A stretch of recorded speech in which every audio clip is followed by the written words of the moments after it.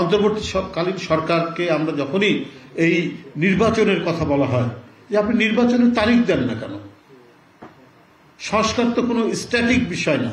এটা আমরা একটা বড় কি বলে বট গাছ দেখেছি ঝিনাইদহের কালীগঞ্জের একটি জায়গায়, প্রায় অনেক জায়গা মিলে বহু পুরনো 200-300 বছরের বট গাছ।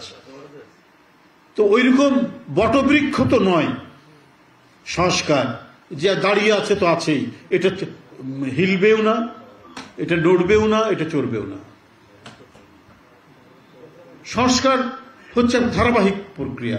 আজকে আমি যে জিনিসটা সংস্কারের যে কথাটা বলছি, যেটা সংস্কার হলো ধরলেন, এই সংস্কারটা হয়তো আরো 50 বছর পর আবার সংস্কার করতে হতে পারে। এটাই হচ্ছে নিয়ম। আইন তো তাই, মোগল আমলের আইন বদলেছে ইংরেজদের আমলের বহু আইন আপডেট করতেছে। আপডেট করা মানে কি? ওটাই তো সংস্কার। সেই সময়ের জন্য উপযোগী ছিল, এখন হয়তো সেটা উপযোগী নয়। আমি এখন যে বিষয়গুলি প্রয়োজনীয় সংস্কারের কথা বলছি, এটা হয়তো এখনকার জন্য উপযোগী, ঠিক আছে, কিন্তু এটা 50 বছর 100 বছর পর বা 30 বছর পর উপযোগী নাও থাকতে পারে। এই জন্য সংবিধানকে, কনস্টিটিউশনকে বলা হচ্ছে একটা ডাইনামিক ডকুমেন্ট। এই ডাইনামিক ডকুমেন্ট বলা হয়েছে, এটা একটা ভারতের হাইকোর্টের একটা তাদের অবজারভেশন সংবিধান সম্পর্কে।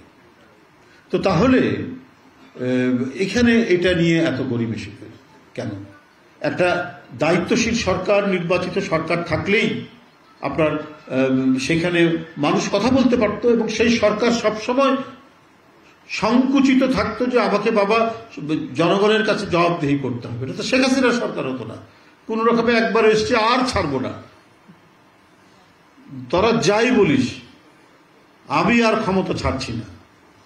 ওরা একটার পর একটা ন্যারেটিভ তৈরি করত যে যারা আন্দোলন করি, যারা সংগ্রাম করি, তাদেরকে আমরা নাশকতা করছি, আমরা অন্তর্ঘাত করছি, আমরা নানা ধরনের টেরোরিজমের সাথে যুক্ত, বেগম খালেদা জিয়া জঙ্গিদের মদত দিচ্ছে, এই ধরনের ন্যারেটিভ তৈরি করে। আপনারা দেখছেন না এখন ওই যে দুই দেশের মধ্যে যুদ্ধ হচ্ছে, কিভাবে ন্যারেটিভ তৈরি করা হচ্ছে প্রতি মুহূর্তে, যা না তার চাইতে ভিন্ন রকমের একটা তৈরি করে জনগণকে, সে দেশের জনগণ বা আন্তর্জাতিক সম্প্রদায়কে বিভ্রান্ত করার জন্য নানা কথা বলা হচ্ছে।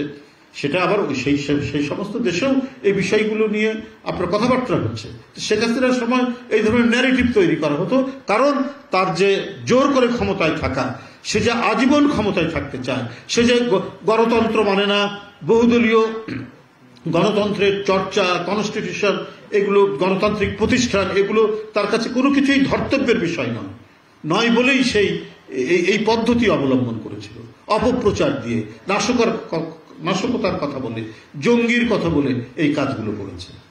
তো এখন যদি নানা ধরনের ন্যারেটিভ তৈরি করা হয়, তাহলে তো একই শেখ হাসিনারই পুনরাবৃত্তি হবে।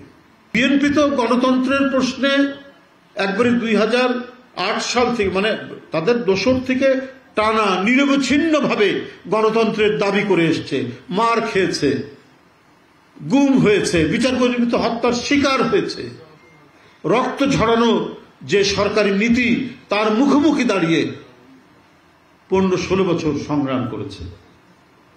কিন্তু তারপরেও আমরা চাচ্ছি যে ঠিক আছে, একটা সময় তো সরকারকে দেওয়া হয়েছে, আপনারা ঠিক আছে এর মধ্যে সমস্ত কাজ করুন। আপনারা সেই কাজটা আপনারা করেননি বা করতে চাচ্ছেন না, অথবা আপনাদের মনোভাব কি আছে সেটাও বলতে পারছেন না। তারা নির্বাচনের তারিখ ঘোষণার ক্ষেত্রে একটা গড়িমসি করছে, সেটাই হচ্ছে সবচাইতে সন্দেহের কারণ।